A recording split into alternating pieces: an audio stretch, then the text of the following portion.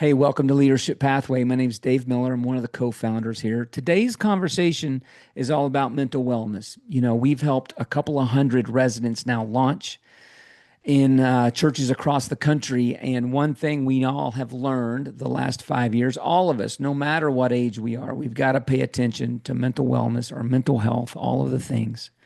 That is especially true with young leaders. And I was in Fort Lauderdale not long ago at Riverside Church, where we've had a couple of residents.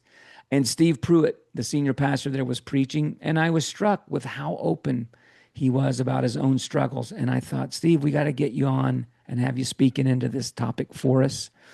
But before we do that, I just want you to know, if you're tuning in and watching this and your church has struggled with staff, you've had open roles on your webpage looking for student pastors, worship leaders, kids pastors, production or guest services types of people.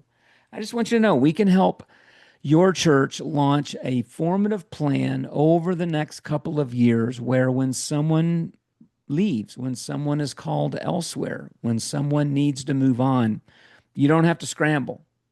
You have a plan. You have someone standing there. Just this past month, I had two conversations. One with both were pastors at great churches. One 2.5 years ago took a leap and launched a residency. The other one thought about it. The one who took a leap and started a residency, when his student pastor walked in and resigned a couple months ago, he had someone in the wings. He had built the bench, so to speak. Someone who was ready to go, who had their DNA, who knew how things around there worked. The other one did not pull the trigger 2.5 years ago. And he was calling to ask me if I knew anybody who wanted to move to his town to be a student pastor at his church. And I told him I would add it to the long list of people that I'm praying for him. And I mean that. I will do my best when names come across my desk to send them his way. But the probability of them being without someone for the next 9 months is pretty real. And he ended the call by saying, I'll probably be looking for a worship guy soon.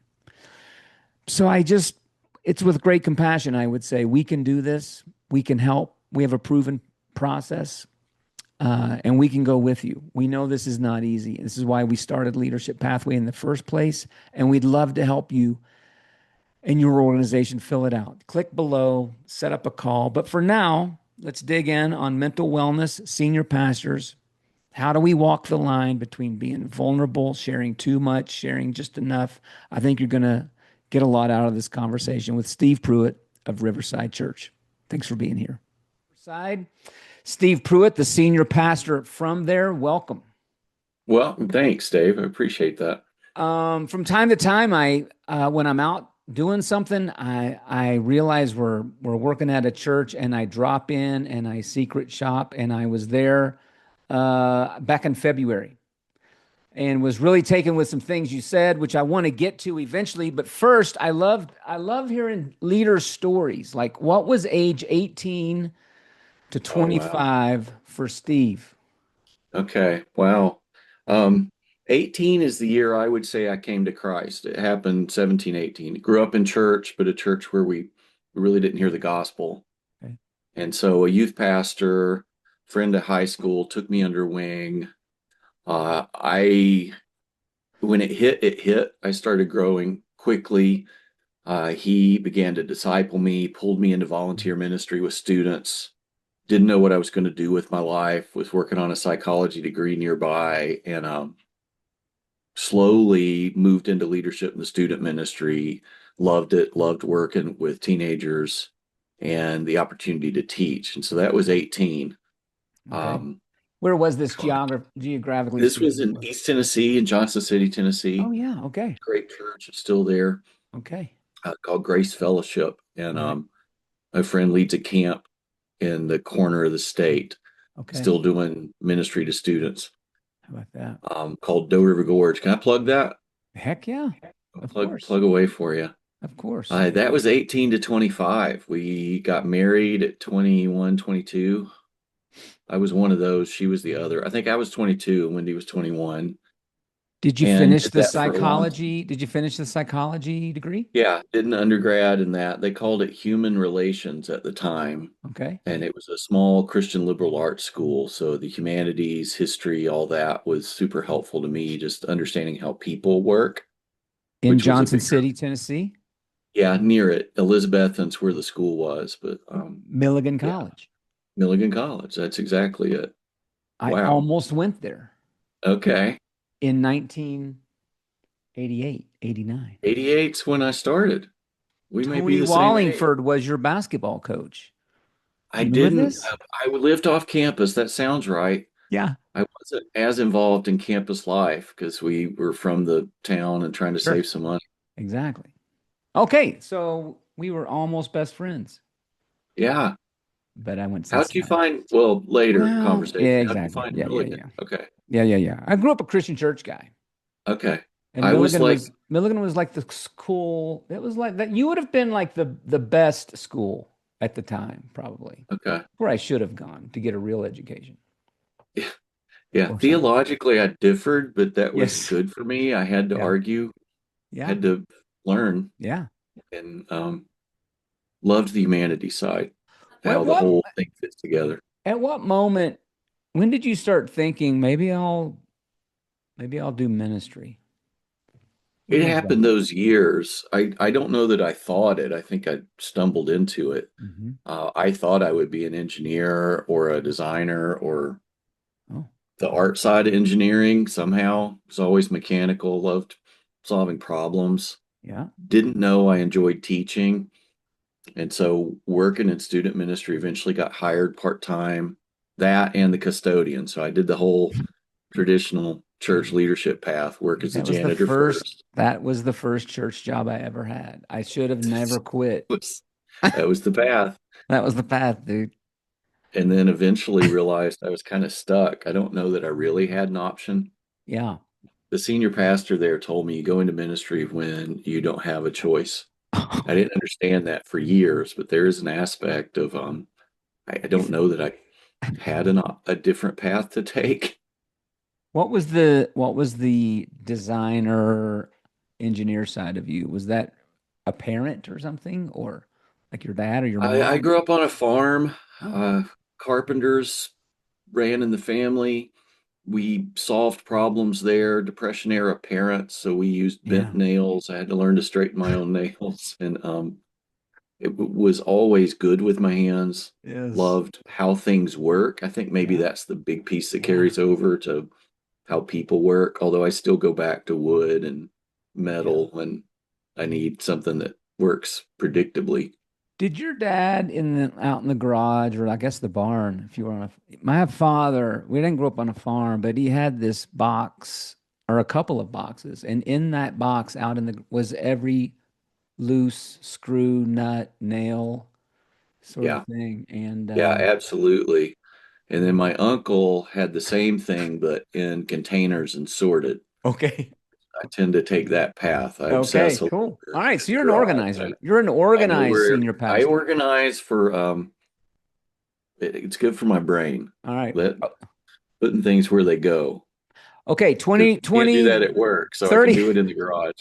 30 years of ministry later, you're the senior pastor at Riverside Church in Fort Myers. We're skipping ahead. And I was there in February, and this is why I want to talk to you. Okay. You I thought started, we would have been best friends in Tennessee. we could have been. I was That's in why you Lexington, do Kentucky. the call. And yeah, Tony Wallingford, he was recruiting me to this school and then he left. But anyway,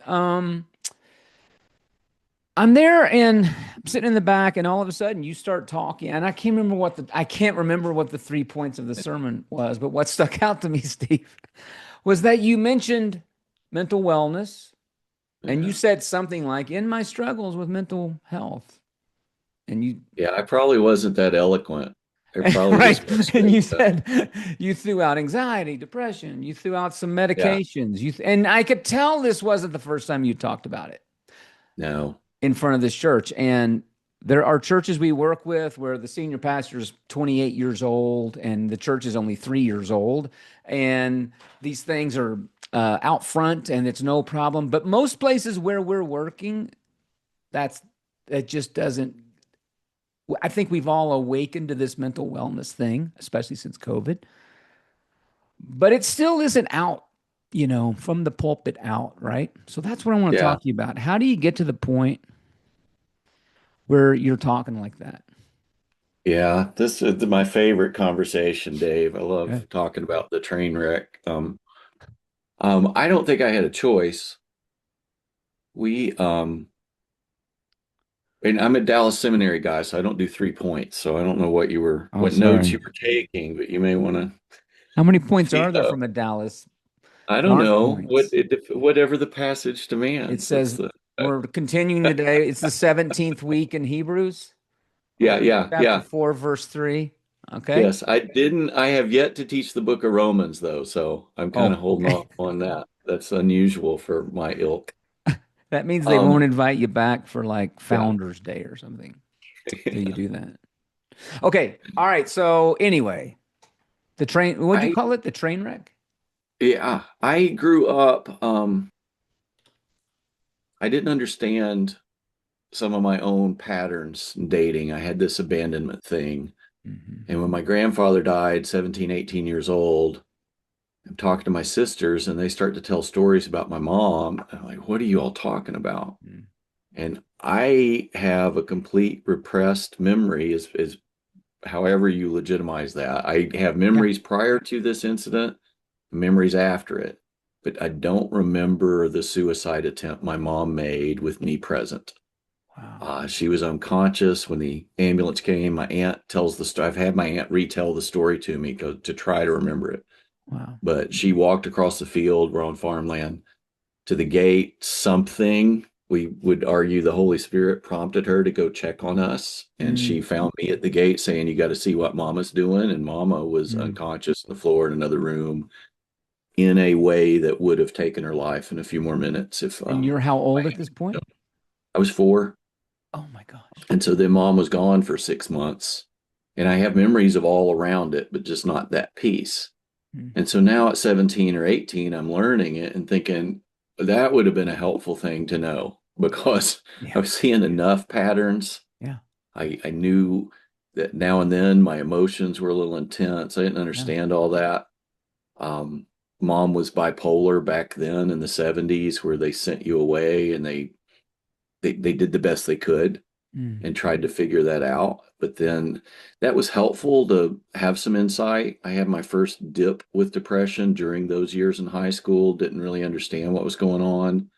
Eventually got out of that. There was a little counseling, but it was more circumstances changed enough. And we used a lot of Sudafed back then. I don't know what role that played, but it's suspicious to me now. And then that was it for a long time. You Occasionally, call it a dip. You call it a dip. But what's that look? What is that? Can you it's define what that is? a few months of Just grades down. dropping out, and Okay. it was usually connected around some relation. The big one was connected around a relationship and a really bad breakup. Partly because Yeah. I was a horrible person to date because I was really Right. clingy and needy, Right. not understanding what I was trying to fill or hold on to Yes. or Yes. protect myself from. Came to Christ during that Okay. and would argue that is really the thing that brought me out of it. I was ready to die. I was begging God to take my life. I had Wow. seen what happened to a friend's family when he took his and how it devastated his mom. And so I didn't want to do that to my mother, but was just pleading with God. And this was months. It wasn't the Wow. 3 week, 2 week cycle. And one night with that new friend and the youth pastor, I just called out on the bed in a really broken place, Lord, take my life. And he took it, but not the way I thought he would. How about that? Hope showed up, and I wasn't expecting hope. And things were instant. It took a while. There was a lot of baggage. I'd done a lot of damage in that relationship and with some Mm. friendships, but I had hope. That was a big deal. And so that's when I came to Christ, started growing rapidly because I had solved a problem. I understood the bigger picture, Yeah. not understanding my own obsessions and compulsions. But so Yeah. you take slightly OCD people and you put scripture on it, and we're really good legalists. Man, the rules made sense. Did you grow up? And Was your raising, was it religious? would you say? Yeah, I grew up in I'll name it for your guys. It was United Methodist Church Okay. in the country, Sure. a high view of morality Right. and the stories of the Bible and the Right. person of Jesus, but Right. not a lot of understanding of what the gospel meant. Yeah. I was very judgmental toward it early Yeah. on as Yeah. a new Christian, and now um, stayed there, taught a Sunday school class called The Seekers, and I think that was accurate. They named it that because they're in church, but they're seeking. Right. And I think that was a good way to frame it. They just didn't have access to some of the Yeah. teaching. Nobody, well, they didn't have access. There were a lot of Right. people there who were really hungry and Yeah. didn't know where to go. And so we were doing our best. Yeah. But my salvation was helpful because I was finding stuff and had all these resources. And so they asked me to teach the class that had some of my elementary teachers in it. That was Yeah. weird. Yeah. First time teaching adults, so I learned a lot those years. So you come to Jesus and it's all made well. Everything's great, Everything's roses, great. End of no story. problems. But I at least had a framework to process now, and I had people I could talk to, and that did the trick for a long time We until we're the same age, Steve. I'm assuming. I yeah, was born 70. yeah, Yeah. yeah, 1970 You're August. you're speaking, are you speaking, you're speaking pretty what's the word? Processed. Like, did you, when you're 18, 19, did you understand? You didn't understand these things, right? Like, I'm just thinking back to Not remotely. my religious upbringing, No. and we didn't talk. We you would have. I mean, borderline people that have to go to accounts. That's borderline wrong. How about that? Yeah. Like borderline, like there's something we're not. You're not going to that person's house. Well, in a small town, Yeah. people knew about my mom, and I didn't know. Okay. Now and then, certain topics would come up, and I mentioned Sunday school teacher talking about suicide one time. I'm like, I would never do that. And she Yeah. just looked at me, Yeah. and I it's one of those looks that Right. registers. It's like, that was Yeah. weird. And years later, it's like, oh, she was one of my mom's best friends. She'd been there the whole Yeah. time. And um, Wow. yeah, no, this is a lot of processing. The pieces come together later. Then it's just chaos. But when Jesus showed up, it I had I had something to live for. At what point in your ministry, like you're working for a church now, and I found Mhm. you on LinkedIn. And so there's a couple of stops, like all of us, every decade or so. Long runs, Yeah. man. Long runs of ministry. And at what point was this part of the public story of you or the Uh, at 30, I had been working in student ministry, had started to oversee our college, got to do okay, mission trip with some college kids. okay, Loved that in a way I didn't expect. This was the 90s. This was early 2000. okay. And we were watching our students graduate and really struggle Mm, to move into the adult church yeah. and thought maybe we can help with that. And finally got up the courage to go to seminary because I Mhm. had questions. I'd been putting it off. I was Right, scared right, to go, read one of those books. What would you do if you weren't afraid? And it's like, well, I'd go back to school if I wasn't right, afraid. And right. It's so good. eventually went to school at 32, and somewhere in those years hit a crisis point where my nerves gave out and Mm, realized, okay, this is not over in my life. mm, But we were in a context at a church in Dallas where first year there we were with a church that was heavily involved in Celebrate Recovery. It's the hmm first time I'd ever seen that. hmm You would talk to people in the hall, and Yeah. if you weren't in recovery, they would go, "Oh, Yeah, right. so you're in denial then. You just Right. haven't dealt with your stuff yet, but everybody's got stuff." And that was I'm so over here and exciting. celebrate denial, Steve. Yeah, I led that one. Still do yeah. sometimes. And then that it just got easier to talk about it. I wasn't the senior pastor. I was a youth Right. guy. Okay. I was learning. I was in places where I could tell. I was increasingly convicted to tell the truth. Yeah. Somewhere along my journey, it wasn't the people who mentored me were great people, but somewhere I picked up that you live differently in public Sure. I knew guys that you can drink, but not in this town. Sure. That was such a like, Yeah. what are we doing? You What are we do or don't. doing? And Yeah. then you walk through why you do or why you don't. But this weird thing we were doing didn't sit right. And so increasingly convicted those years to like, if Yeah. this is all real, then we can tell the truth about it. Right. Um, if he's who he says he is, then let's be honest Right. and point to how I actually need a savior. I don't just work for one. Yeah. I think going to Vegas helped that part of my own journey because you're just, I mean, I still don't recall ever. I mean, well, I mean, no, I'll take that back. I guess he did talk about his counselor from pulpit. He had gone through a divorce and they Mm, kept him, which was kind of unheard of in that movement, even wow. in that Yeah. denomination. But that's not reality for a lot of places out there. And if you're in Texas, I'm assuming, I'm assuming not. I'm assuming that took some struggle. That took some boldness. Well, it's easier when you're not in charge. I'm not in a pulpit doing it. We had a Okay. senior pastor who was becoming more vulnerable in the pulpit, Hmm. for boomer generation. So that Yeah. was a real stretch and it was kind of measured. But in the student world, our students were starting to cut. We're finding all the other stuff. We're bringing in psychologists to train our volunteers on what's Yeah. going on with cutting. What is this? Yeah. And so we're getting increasingly honest there because life's just getting more raw. It's in your Hmm. face. And if we're not Hmm. talking about this, those students are going somewhere else. Yep. We had an outbreak in one of the small groups. And at first it was like, what is happening in this Yeah. small group? And then we realized that was the leader they felt safe with. Yeah. And she was actually drawing in those girls Yeah. because there was a 40-some-year-old volunteer leader who was ready Yeah. and they were getting honest. We Yeah. realized we had other kids dealing with it, but they didn't have places where they felt safe.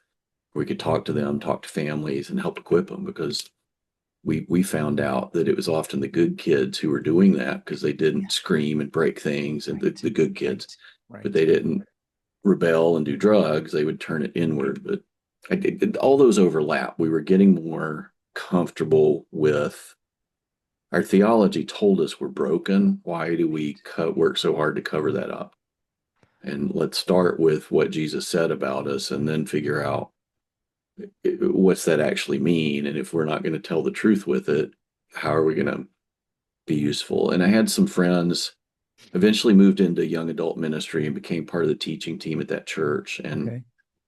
would get, for whatever reason, I would attract folks that were just in really raw things Yeah. and got increasingly comfortable in those friendships and those relationships, dealing with what they were really dealing with. You said earlier, somehow I picked up we don't talk about that. And Yeah. I think that's what I'm somehow along the way and still we just disconnect. It's like there are certain things that are great in someone's testimony when it was 10 years ago Yeah. or 5 years ago or something like that, or they're over it. And then there's Right. other things You're that we fixed. just, yeah, you're fixed. You can, I'm no longer tempted by naked women or what. right. It's Right. cured. Exactly. Like, really? The Do you temptations just, remember when was the first time as a senior pastor? Because I think it's different, isn't it? As a senior yeah. pastor and you're standing up there or you're preparing your sermon that week and you're like, this would be a great place for me to talk about this. Yeah. That had to be Hey, some of unnerving a little bit. Was that it, yeah, I hate it. I mean, I get to be the poster child for it sometimes. mm, And the better I'm doing, the more embarrassed I am, which is the wrong way um, to think about it. But I've yeah, dealt with that already. We don't have to keep talking about right, right. it. After Dallas, I became a senior pastor in Atlanta. Okay. First time as lead pastor, and it was a church that it was really kind of a replant. We didn't Hmm. understand that going in. I'm not a Right, planter. They needed a planter. right. 2 years in, my wife knew I was the wrong guy, but I kept trying. I felt like I can't forsake my duty. Right. He's called me here. Who am I to quit? But that toll was mounting and eventually got to a breaking point where I couldn't get out of bed. I was barely functioning. Mm. Mm. Um, there was other factors, but I went into a real clinical depression, Okay. and I can some other day can narrate the events of that year because I've had time to think about it. Wow. I didn't know how to ask for help at the time because I thought I was supposed to have answers. And so I could show up, work in the office a little bit, barely concentrate, but manage to put together Sunday mornings Yeah. and do my part on Yeah. Sundays. But eventually we had a number two guy with us. That was the first time I felt like I could quit and not just be leaving a mess, and Okay. finally step down. Okay. And that was complicated. People were like, "What's wrong? Can't we make Right. this work?" And I'm like, "I have to do this. You don't Yeah. understand." I got to go back there a few years ago and tell a little more of the story that Yeah. I wish I had told more of it then. I didn't Right. understand what I was in. It's Mm. easier to see it.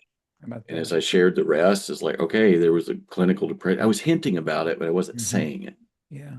And because of that, I stepped out of ministry for almost a year, Okay. started back in carpentry, um, How about that? picking up whatever custom work with that, but then working in a cabinet shop and slowly healing. It Yeah. was fun to go back out in the workplace and Right. be a Christian. My faith didn't wrestle. He's the thing Okay. that got me through it. Yeah. Yeah. But whether or not I'd ever be on a platform again, I wasn't so sure. But so when we interviewed in Florida, we got really honest really fast in the interview. Okay. Like, here's what you're getting. Because Yeah. I'd been through enough then, and so many of my worst fears in life we were so afraid of bankruptcy. We were always afraid of being sued, always afraid of being unemployed. And we didn't Mm. go bankrupt, but we got to Mm. have all those conversations about, okay, how Right. are we going to survive and Right. cash out your retirement? It's like Yeah. now is when Right. you do that. Right. And we made it, and we got through that Christmas. We have three older daughters now, but all five of us were unemployed that Christmas. One of the best Christmases. Wasn't at the time, and yet even at the time, there was a sense of we're okay. We're going to be okay. Steve, my Um, adult daughter, a couple of years ago, we were talking about favorite Christmases, mm, and she starts talking about, and I had to be reminded by my wife and others that that was the year I was unemployed. And my wife shopped at Goodwill, and somebody yeah, left a bike for my son on the porch. All I yeah, remember about that day was I'm like, hurry up, we got to get in the car and drive to Virginia. Yeah. And she's like, that's my favorite Christmas ever. I'm like, what are you talking about? Isn't that something? yeah, yeah, Mm. yeah. It breaking. Mm. We call it breaking. I was part of a network that brought me on to retreat that year, so I had people around me Yeah. and was very convicted about the medication. I had to get on meds, and that wasn't a faith issue. I'd roll out of the bed and lay in the floor praying in the Mm. mornings and then roll Mm. back into the bed, and that's Mm. all I could do until sometime after lunch. And the meds helped with it. Yeah. And so that became, and I had a psych background. I knew how some of the chemistry Right. works, and Right. our theology teaches us that we're broken, we're damaged. Everything went wrong in Right. Eden. Right. We are falling apart. There's death and sin and disease. When our diabetics need meds, we don't go, oh, if you had more faith, your Right. insulin would balance out. It's like Right. some of my neurotransmitters don't work right. Right. And there's different theories on Yep. serotonin, all that Yep. Yep. stuff, but it helped. And it Yeah. didn't help instant. So it's not the placebo. It's Mm-hmm. 3 weeks in. It's like, oh, I haven't thought about taking my life today. That's weird. Mm. Uh, Mm. and so I don't usually say it that, well, you're careful in the pulpit, not because you Sure. can't be honest. It's because you have a room full of people at different places That's and right. That's right. you speak a little more in code. The ones who are thinking about it, you can hint at, hey, I was having really dark thoughts. And people are like, Right. oh, Yeah. they know what that means Right. if they've been there. So And going into Riverside, you tell them in the job interview, this is what you're getting. You it is knew at early, that is point. what you're getting. This is who You I had done am. enough work personally or whatever you would say at that point. Yeah. Yeah. There have been a lot of help that year. I was doing really well. My wife got real honest with the elders. Like, okay, it's not an arrogance, not that I don't wrestle with any, I don't know, but I don't know how to ask for help sometimes. Yeah. I tend to think bigger picture, and when it's Yeah. tactical, it's like, what do you need? It's like, I Sure. don't know. It's like, could Right. you use this? Like, yeah, I need that. And she told them early, hey, he needs some guys that will just show up at the house and push Yeah. in because he won't ask when he really needs it, but if you'll Yeah. show up, he will be thrilled. Yeah. And so we had that. But there was a sense for them, the season they had been through, they were looking for, I don't know, just there's a part of the vulnerability that's very attractive. There's Hmm. a part of it that's dangerous. You can manipulate with Right. vulnerability. This That's is right. I love telling Yeah. people that. Like, Yeah. what? And it's like this is the Yeah. pattern for every It's great. um, abusive marriage. Yeah. Oh, he says he's a monster, but I know in his heart Right. he's good. It's like vulnerability is a two-way sword, and Yeah. so you gotta be authentic and be authentic with some accountability around it to not just manipulate out of that. But anyway, I'm all over the place. But No, we it's good. had I love it. really good support. One Okay, of the first elders time, go said, back. The first time you're preaching. So the elders yeah, or elders or team or committee, whatever you got at Riverside, they yeah, knew. I had a they preacher knew. friend once say to me, the church had been through a lot. He had personally been through a lot, lost a marriage, and so they Yeah, loved that about him. But he said the first week I told my story, the church grew from 110 to 70 or something like that. I'm I've like, done oh yeah, that. good. Yeah. He goes, so Yeah, yeah, and then it just kept growing to yeah, 60, and now yeah, it's a big, awesome church. But back then it wasn't. yeah. Right. How do you remember the first weekend you're standing up there and you're gonna No, it made a buzz in one of the local networks. We're technically still part of a denomination, although we don't actively participate. But okay, I was asked to come speak at something because, oh, here's, I don't know, I get to be the poster child for dysfunction sometimes. It's great. okay. This guy's being honest about his stuff. Let's, It's your it's, platform you've built, can't help it. Steve. That's what we Yeah, call it's it in a like, marketing sense, right? That's your well, platform. and it gets platformed in weird ways. It's Yes. always the, oh, here's a guy who overcame and now he's got a book on it. It's like, Yeah, okay, I'm I just know. telling the truth. This is I what know. God's got to work with here. And somehow he hasn't given up on me. Um, I don't remember the first time here. The medication thing's always complicated because you run Right. into those who's like, Yeah. well, if you just had faith, it's like, okay, Yeah. hear you. Paul told Timothy to drink some wine with his stomach, not just Yeah. to pray through it. Pray for So him. let's figure out what all that means. I'm assuming Uh, people have left your church. I don't know. I don't know how many over that. Yeah. Um, we talk enough about it that Okay. those who would have a really hard line there would be uncomfortable. Yeah. Um, I've never heard pushback on that one. And part of it's where we are in Southwest Florida. We get people who are tired of playing. Yeah. If you come to church here, you care about it, and you've probably lived somewhere else, and you really don't have time to fake it. It's Yeah. like something real. Yeah. Uh, These things are highly, that level of authenticity, right, is highly attractive to young leaders. But then mm, they bump up against, I mean, I talked to some youth pastors, and when we're talking to them about creating a culture of mental wellness or a whole person wellness plan. We're like, be watching early on, if they're showing up late, if suddenly their sleep patterns or eating patterns or right, work, right, all right, these right. things you can look for long before you Yeah. get to. And we're always talking about that stuff. And I think when Leadership Pathways started, we would say sometimes you can expect, and it's progressed to like, hey, if you're working with someone that's 22 who wants to be in ministry, 100% of the time, you can expect mental wellness to be in play. Mm, So what's the plan yeah, at your church? And right. some places are like you. They're out about it. The senior guy's out about it. Other places not so much. What do you say to the young leader, the youth pastor that's at a place where it's not, the culture is Mm. not that? What can they do? Wow. What can they do, or what should they not do, maybe? Oh, that's a great question. Um, wow. Let me think through so I don't say stuff I regret there. Yeah, right. You don't want to think in church world about finding people who are safe, but you kind of have to Yeah, find those.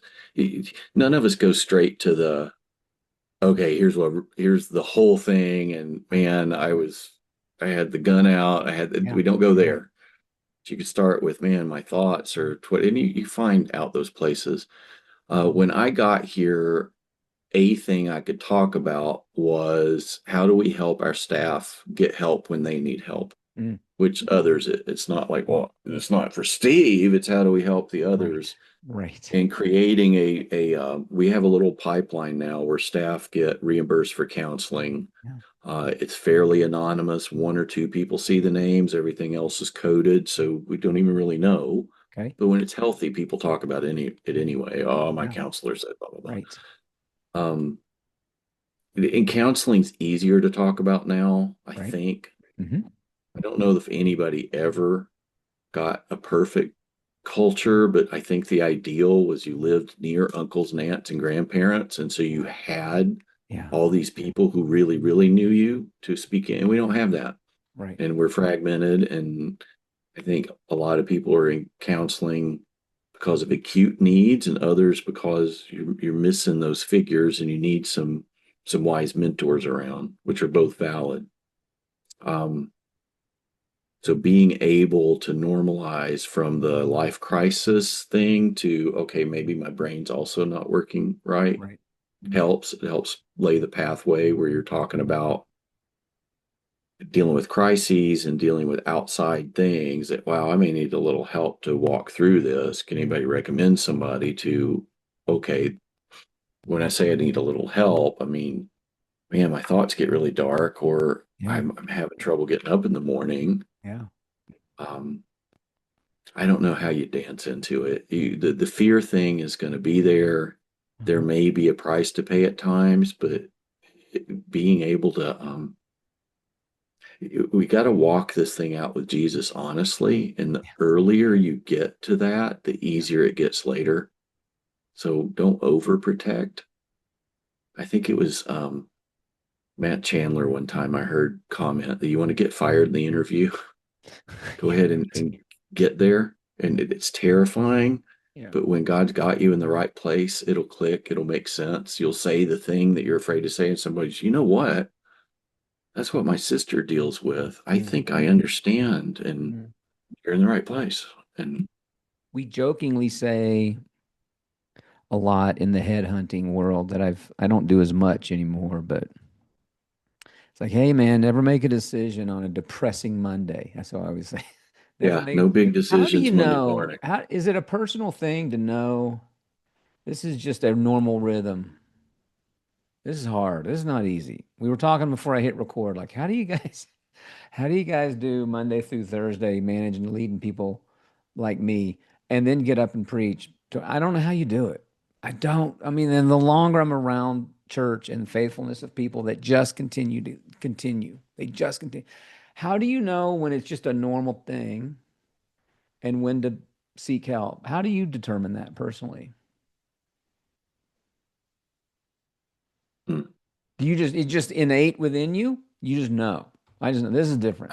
I know when mine's Everybody's not tired on normal. Sunday afternoon or Monday Yeah, and morning, Monday right? Like, morning, the Monday morning blues are a real thing. yep. You've poured Yeah. your heart out Yeah. Sunday and Yeah. hopefully been fairly vulnerable with that, Yeah. letting the Bible work through Yep. you.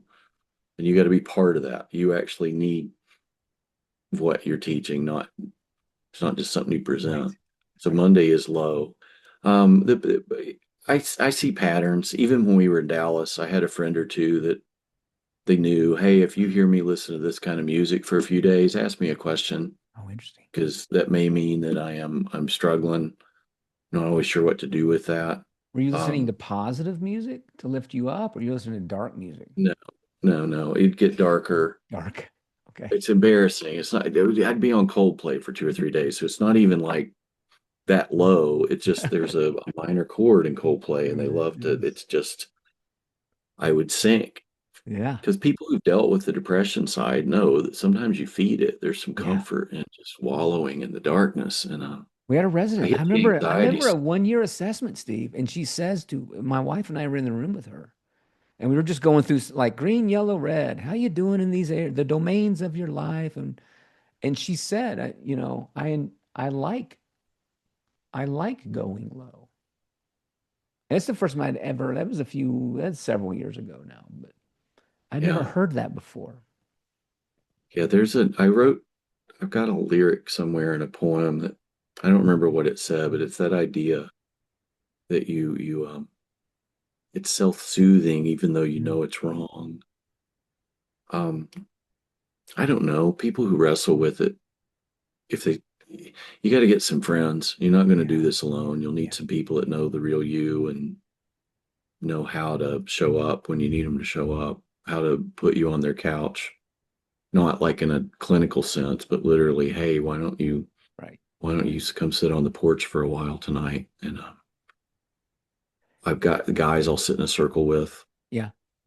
and just catch up, and it gets real, and they don't fix me, but they're the Yeah. ones that'll ask harder questions. And if the questions get hard enough, then they would seek to, hey, we may need to do more here.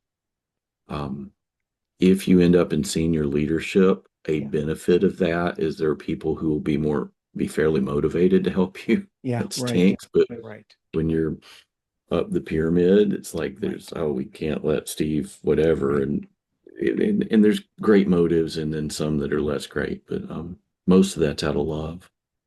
I don't know what to tell the young ones. I hit the anxiety side a few years ago, which can be a byproduct of the meds, and I had made a change and yada yada, Uh-huh. but I'd never felt the anxiety side. That's worse. Yeah. When I'm depressed, I can sleep. Anxiety was awful. You feel like a bear's chasing you all day long. There's nothing Yeah. you can do. But you got to talk about that stuff. Yeah. And you can talk about it and be masculine, like, oh, I felt like a bear's chasing me, instead of like, oh, I felt like my nerves were going to give out and I couldn't even. You got to figure that out and find friends where you can tell the story the way you need to tell the story. We were doing a training last year. There were about 30 leaders in the room of all ages. And an older guy in the room who was like a number two or something at a church. He said, I mean, he was getting heated and got to the point where he said, listen, nobody with anxiety, I'm just not hiring these people. Yeah, No one with anxiety, I think he said is suited to do ministry. right, right. And I said, you just eliminated the workforce, man. I just Yeah, don't know. There's no yeah. way, there's no way we can have that attitude. What would you And say? What would you say to we that get person? this weird picture of Jesus all the times where he says, "Don't be afraid" or "Don't worry." We hear him saying, many of us hear him saying, "Don't worry," Yeah, instead of "Don't right. worry." Yeah, Those right. are two very different images. Yeah, One of those actually fits his character and everything yeah. else we know about him. The other is like, why do we treat him like that? Um, and then in Philippians, we just went through the book of Philippians this past year, and Hmm. Paul talks about his anxiety for the Philippians because they think Yeah, Epaphroditus is dead, and yeah, Epaphroditus has anxiety. There's two different Greek words in there. Go look them up. One of them is anxiety, and it's like, okay, so that must not be sin in itself, that he's carrying a burden for what right. somebody else is dealing with that's causing him stress emotionally. And so we got to start defining some of those words, and Yeah, it's great. that's helpful. And some of the older crusty folks Yeah. Our understand this. people. These are our Yeah, people, well, and Steve. even a generation My past peers. us, they understand it better than you may think they do. Huh. One of our guys Mm. went through seer training in the Air Force, where they Okay. prepare you to get caught by the enemy, or Yeah. so when you're tortured, you know what to expect. Right. And he was a tough guy, Yeah. but he had his first experience of anxiety in one of Mm. those moments. Mm. Like they do these claustrophobia things, and he slept through this, but something else happened and something tripped, and he couldn't get control of the emotional thing. And he's like, oh, that must be what it feels like. I mean, Yeah. he did fine, Yeah. but he's also the one when they were interviewing me, because he was I don't want to tell too much, he was an elder Okay. at the time, Yeah. but he's like, this guy's been in the wilderness. Hmm. I want, I want to benefit from what he Mm. learned in the wilderness. And so some of the ones that you think may be like, oh, they'll never understand, they've had experiences. They may not have always had safe places to talk about it. My 80-some-year-old uncle started going to group therapy a few years ago at the Veterans Administration. He had been a helicopter mechanic in Vietnam. He worked on helicopters. We never Yeah, thought about it. right. Right. People came back in those helicopters Yeah. in very horrible Right. conditions, and he had Right. to clean it. Yeah. And he'd been carrying that for 50 some years. And in his East Tennessee accent, he's, we found that sometimes you need to be around some people where you can talk about things. Right. And Right. they understand more than you think they do. You Um, got to, yeah, you think ministry's harder today than it was when we started? I don't know. Nobody's tried to kill me. Um, No, I didn't mean when Jesus was around. Is it harder today than it was in 1993? I think the expectations have changed a lot. Okay.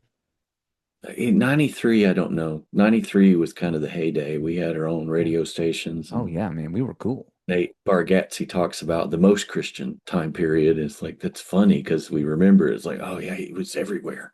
The late You wore all the 1900s. shirts at high school. Half your high school was wearing a The Christian worst, t-shirt. listen, I went into ministry in 92. The worst thing going on in culture was the Ten Commandments coming off the wall at the public school. We just thought, oh my gosh.